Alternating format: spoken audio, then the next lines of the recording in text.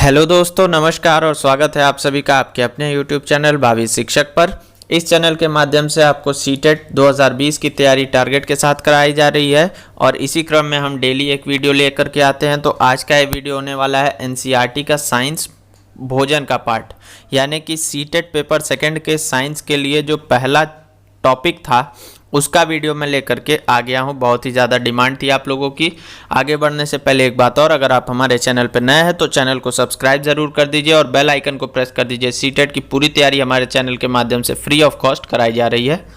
तो बात कर लेते हैं। हमारे भोजन का मुख्य स्रोत पौधे और जानवर हैं। इसका मतलब क्या है, यानी कि हम जो भोजन ग्रहण करते हैं तो हम लोग बेसिकली किसके ऊपर डिपेंड करते हैं, या तो हम लोग वो पौधे से लेते हैं या फिर जंतु या जानवरों से लेते हैं। ठीक है, तो अब बात कर लेते हैं। संसार के विभिन्न क्षेत्रों में विभिन्न प्रकार के भोजन में बहुत सारी भिन्नताएं हैं, यानी कि संसार के अलग अलग क्षेत्रों में जो भोजन किए जाते हैं उनमें बहुत सारी भिन्नताएं होती हैं। यानी कि कहीं पे ज़्यादा मांस खाया जाता है, कहीं पे ज़्यादा पौधे खाए जाते हैं, कहीं पे लोग शाकाहारी हैं, कहीं मांसाहारी हैं, कहीं पे सब कुछ खाते हैं, ये सारी चीज़ें। ठीक है, ये मैं एनसीईआरटी से उठा करके ले आया हूँ, बहुत ही इंपॉर्टेंट नोट्स। सभी जीवों की भोजन संबंधी आवश्यकताएं भिन्न भिन्न हैं। इसका मतलब क्या हुआ, यानी कि सभी जो जीव हैं उनकी जो भोजन संबंधी आवश्यकताएं हैं वो अलग अलग है। मैंने पहले ही कहा कि अलग अलग जगहों पे अलग अलग तरह के भोजन प्रदान किए जाते हैं। ठीक है, उसके अलावा भोजन की आवश्यकताओं के आधार पर जीवों को 3 श्रेणी में बांटा गया, यानी कि भोजन की जो आवश्यकता होती है उसके आधार पर जीवों को टोटल कितनी श्रेणी में बांटा गया है, तो 3 श्रेणी में बांटा गया है। 3 श्रेणी। ठीक है, पहला होता है, पहली श्रेणी है शाकाहारी। शाकाहारी बात करें तो पशु जो केवल पौधे और पौधे के उत्पाद खाते हैं, यानी कि शाकाहारी वो होते हैं जो सिर्फ पौधे और पौधे के उत्पाद खाते हैं, यानी कि पूरी तरह से वो पौधों पर डिपेंड होते हैं। ठीक है, उदाहरण के लिए आपको बता दें गाय, हाथी, खरगोश आदि। ठीक, उसके अलावा आता है मांसाहारी। मांसाहारी जो होता है वो ऐसे जानवरों को कहा जाता है जो अन्य जानवरों को खाते हैं, उन्हें मांसाहारी कहा जाता है। यानी कि या तो जो है वो डायरेक्ट रूप से पौधा नहीं ग्रहण कर रहे हैं, लेकिन एक तरह से उनको खा रहे हैं जो पौधों को खाते हैं। तो ये भी एक तरह से पौधों पे डिपेंड हुए, लेकिन ये मांस को खाते हैं, यानी कि उन पौधों को डायरेक्ट नहीं खाते हैं, मांस को खाते हैं। उदाहरण के लिए सिंह, बाघ, छिपकली आदि। उसके बाद आते हैं सर्वाहारी। सर्वाहारी कौन होते हैं, ये जानवर दोनों पौधे और जानवरों को खाते हैं। इसका मतलब क्या हुआ, यानी कि ये लोग पौधे को भी खाते हैं और जानवरों को भी खाते हैं।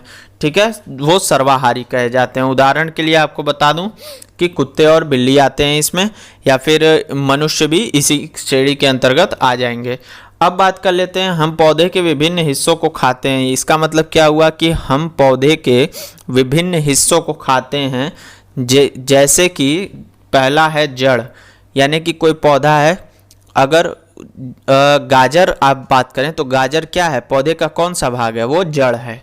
ठीक है, उसके बाद तना का बात करें तो तना के रूप में हम आलू को खाते हैं। आलू जो है वो तना होता है। ये बहुत ही इंपॉर्टेंट है, पूछ देता है सीटेट में, बहुत ही इंपॉर्टेंट क्वेश्चंस हैं। फल की बात करें तो फल के रूप में हम सेब खाते हैं। और बीज और पत्ती की बात करें अगर, तो बीज और पत्ती को सरसों के रूप में खाया जाता है। ठीक है, यानी कि सरसों एकमात्र ऐसा पौधा है, या फिर एकमात्र तो नहीं कहेंगे, यानी कि एक ऐसा पौधा है, इसके बारे में एनसीईआरटी में दिया है कि इसके 1 से अधिक भाग खाए जाते हैं, यानी कि इसका बीज भी खाया जाता है और इसकी पत्ती भी खाई जाती है।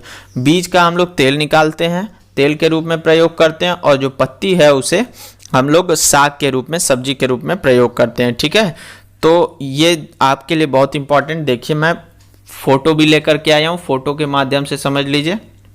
ये देखिए सरसों का, अब ये सरसों का जो फूल है, फूल से तो नहीं मतलब है हमें मतलब है ये जो इसके बीज होते हैं, इनसे बनता है, जो बीज है, जो कली है, इनसे बनता है तेल, और जो इनके पत्ते होते हैं वो साग के रूप में प्रयोग किए जाते हैं। ठीक है, इस तरह से सरसों एक बहुत ही इंपॉर्टेंट रोल प्ले करता है, ये सीटेट में पूछ दिया जाता है। इसी के साथ आज का ये पहला वीडियो समाप्त हो गया। अगर आप लोगों को अच्छा लगा हो तभी अगला वीडियो लेकर के आऊँगा, इसलिए लाइक ज़रूर कर दीजिएगा, चैनल को शेयर कर दीजिए और सब्सक्राइब ज़रूर कर दीजिए। धन्यवाद, जय हिंद।